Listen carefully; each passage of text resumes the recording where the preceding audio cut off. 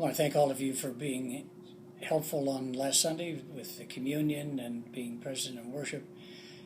I miss out on you on Sunday mornings because you're downstairs in class while I'm upstairs in worship, but I'm very aware of Confirmation Sunday coming.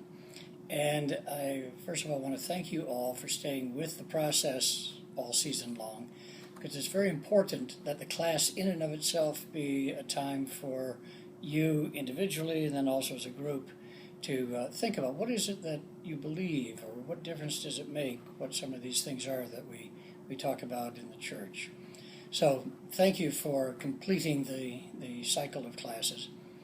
And I know that now the question is, what do you do next? Do you become confirmed on that Sunday?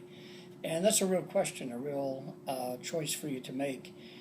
If you choose to be confirmed, it basically is a way of saying that what you've learned in class or what you've thought about on your own allows you to say that what your parents or guardians said on your behalf at your baptism now is things that you can affirm as you're moving forward in the way you understand your own faith. This is really a first step. It's not a concluding step. It's not graduation from church. It's a way of you saying, okay, I'm willing to take seriously what it means for me to be a person of faith. As I say, it's a real choice to make, and if some of you say, okay, I'm not ready to make that commitment right now, that is certainly acceptable.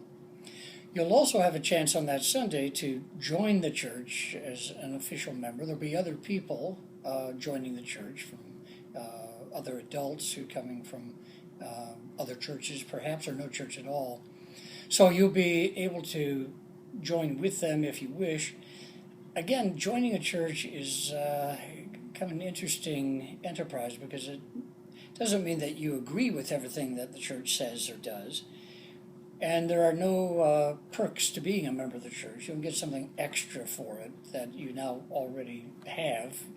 It's rather a way of you saying, okay, I'm willing to be identified as a member of this congregation that tries to do those things that we've seen lived out in the life of Jesus Christ. That has to do with the homeless program and the music and the outreach into the city and a number of the other things the church does. So one of the real joys of a downtown church like First United Methodist Church here in the center of Madison is that it has room for exposing all of us to a more diverse world than if it was just in our neighborhood or just in our extended family. So I've said to people who want to join this church, if you agree with 75% of what this church does, what it stands for, and you disagree with 25%, you might as well join the church and assume that the 25% you don't like belongs to someone else's 75%. That's what it means to live together with people, even if you sometimes disagree over things. But if you can't get up to about 75% of agreement on what the church is doing, then you may not want to join right now, because you're really going to get tired out trying to manage the differences that would come in a diverse setting. And if you agree on 100% of what this church does, you're just not paying attention. There's got to be something we're doing that you don't agree with. So joining the church is, again, not the final step. It's another step along the way.